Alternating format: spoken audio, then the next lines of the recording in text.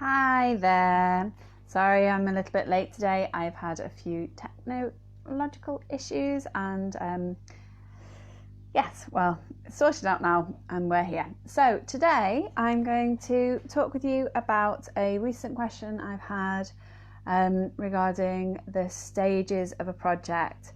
How does it all work? That's a big question. I'm Jane. I'm a chartered architect. I am a registrant, registered on the RIBA, that's the Royal Institute of British Architects, Conservation Register. I am also an eco-refurbisher, registered on the Green Register. And I am the director and founder of iArchitect, and I specialise in working with homeowners who own period property with potential and turning those into comfortable homes that suit a modern lifestyle and use eco techniques and retain that original character. So the stages of a construction project, well, to be honest, it's really quite straightforward. There's your initial decision making and testing of what's possible. Architects use the jargon that is your brief, your decisions about what you want, what you need, what you would like to have. That's the brief. And then the testing of what's possible within various constraints, that's feasibility. So those are our architectural jargon, the brief and the feasibility. That's basically you making up your mind about what it is that you want and then testing out what's possible and how we can get to that. And then from there, it's designing it to planning, because we need to get to a certain stage and potentially you're going to need planning permission. If you do need planning permission, then it's submitting it to planning and getting it approved and all of that malarkey. It's can be a bit of a process. Sometimes you don't need planning. So it depends, but the design, we get to a certain stage, which is the planning stage. If you look at the RIBA plan of works, they have split everything down and use lots of lovely architectural jargon, which I know can be quite difficult for people who aren't architects or aren't construction professionals to understand. But basically, you design it up to a certain level where you know what you want it to look like, and basically how big it's going to be and the materials you're going to see from the outside. And that's planning, to simplify it a little bit, but that's it. After you've got planning approval, then you take it through to the next stage, more detailed design, get building regs approval, and then get a builder, take it all the way through to completed build. So that's it. It's just 5 steps.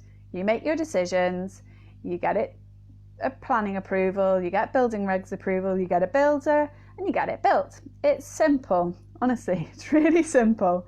But it can take a long time, it can cost quite a bit of money, and there can be complexities in there, but really the stages in the process that you go through are very straightforward.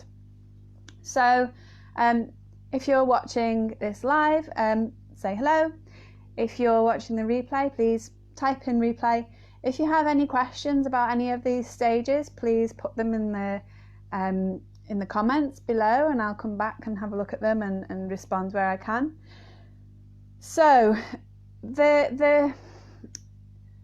these stages, they're all based on your initial decision making. So the initial decision making that you as a client make is the most important part of the whole process, because what you want to get out of it, what your priorities are, that's the key, that's the fundamental part of the whole project. The project wouldn't exist without your list of needs and wants, and not wants, the things you don't want to have. So that, the brief, as we call it, that's the most important thing. So that decision-making step is the crucial part, and if you get that right and you know that you're asking for things that you really, really want, you really need, and you're setting out your priorities, you're saying, this is how much I'm going to spend on it, this is when I want it done by, and this is the quality that I want it to achieve. That's it. Then it's easy. Then it's really easy for anybody to go, okay, I understand what it is you want, and I will design based on that. So it's the most crucial step. And I know that it can be quite difficult. It can be difficult for people to get to that point where they know exactly what they want. And also, if you're within a couple or a family and there's multiple people involved, it can be quite difficult at times to get to the same page. So there are challenges in that. But really, there are a few simple steps that you can go through and you can get there. So if you're watching this on the replay, please let me know. Please let me know what your experiences have been. Have you been struggling to make a decision about what you want for your home? Just let me know down below. It'd be really interesting to hear from you. So the very first thing that you need to do is assess your home. That is, it doesn't have to be complicated. It can be really quite a simple thing. Just ask yourself 2 simple questions. What do I really love about it? What do I really hate about it? And write a list. A list of all the things you don't like, a list of all the things you do like.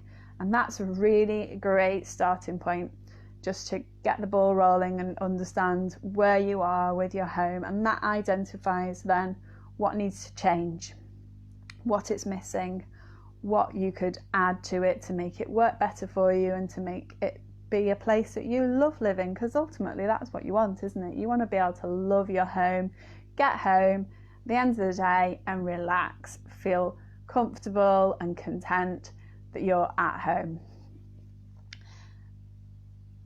Number 2, the next thing you need to do is decide your priorities.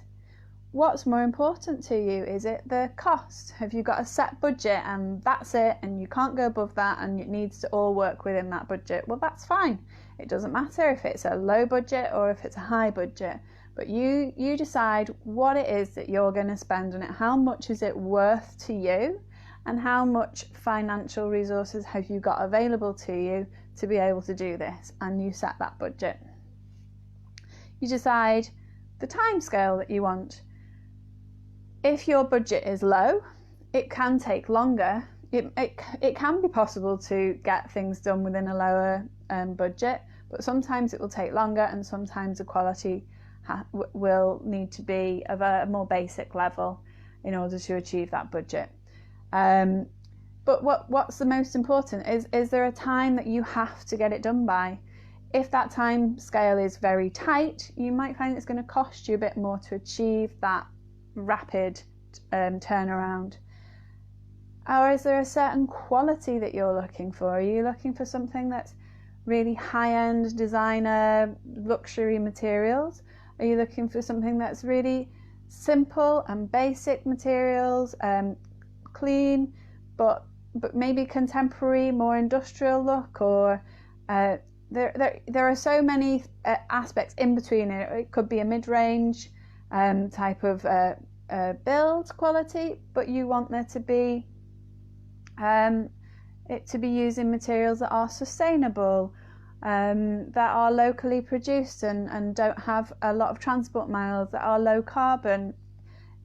Think about these sorts of things that are additional qualities that you may want to have in your build and may be really important to you.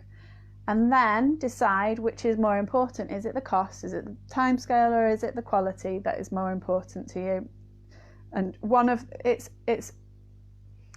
you can set reasonable expectations for each of those, but you do need to let the people who are working for you on your project understand which takes highest priority, so that they can help you with the more detailed decision making later on. So I'd love to know, what are you planning a project? Have you got any priorities for your project? What are they? Is it the cost? What is that the most important? Or is there a certain quality that you're looking to achieve, and is that more important? Or have you got a baby on the way and you need to get it done really quickly before the baby arrives? these are all different things. I'd love to know what you're at with your project. The third thing you need to do is gather all the information about your home that you can. Everything can be useful. All the legal documents, the things that you got when you bought the home, the deeds, covenants. If it's a leasehold, if it's freehold, if it's leasehold, then the leasehold contract, there might be restrictions within that. Any information you've got about utilities, plans of your drainage, your electrical and gas supply, all those sorts of things. It's worth having, if you're interested in more of an eco approach, sustainable approach to your design, it's worth having a summary of how much you spent on gas and electricity over the last year or 2 years or longer if you want. So all of these bits of information are all useful. Photographs, old photographs, if it's an old property and you've got very old images, photographs or drawings, and perhaps it's changed over the years and you're interested in regaining some of that older characters that may have been lost through unsympathetic development, then I'll gather any evidence for that, and all those bits of information can be used and are useful. And then finally, this is something that a lot of people think is all they need to do, and it is a good thing to do, but it's kind of the icing on the cake in terms of getting yourself prepared. It's not really the essential thing to do, but it is a really good thing to do, and that is to collect together any images of anything that you really love, any buildings that you love. It could be a house, it might not be a house, it could be a museum or an art gallery or something like that there's something about it that you love, or a cafe where somewhere you feel really comfortable sitting and you enjoy being there.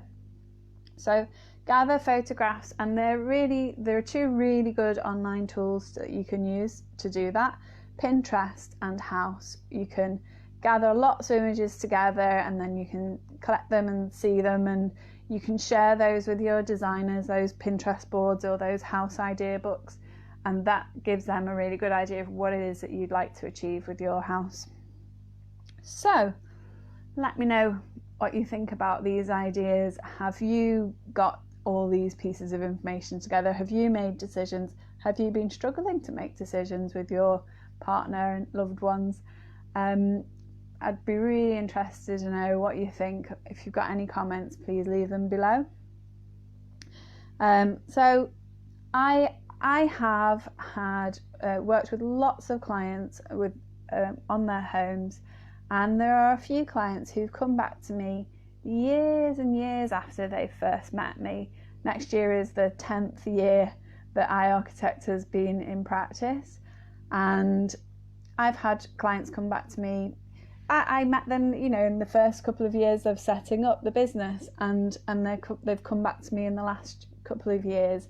So 5-6 years later, and they had been really overwhelmed, and some of my clients have lived in their homes for 20 or more years, and they're not happy in their homes. They love their home in one sense, but it's not really giving them what they need, and they need more from their home, but they don't know how to get there, and they don't know how to make the decisions that they need to make a start, and they're really struggling with that, and they're feeling completely overwhelmed with it, and they don't know even if there's any decisions that they need to make, that they're not aware of what those decisions are.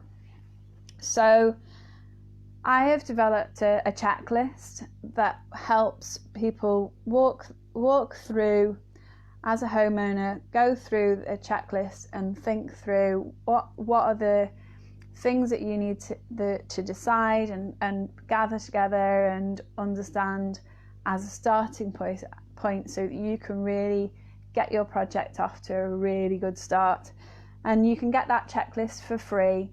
It's called the Design Your Home Vision Checklist, and I'll leave a link in the description so you can go and get that for yourself. I hope that this has been useful. If you've got any questions at all, please leave them in the comments below, and I look forward to seeing you again next week. Bye for now.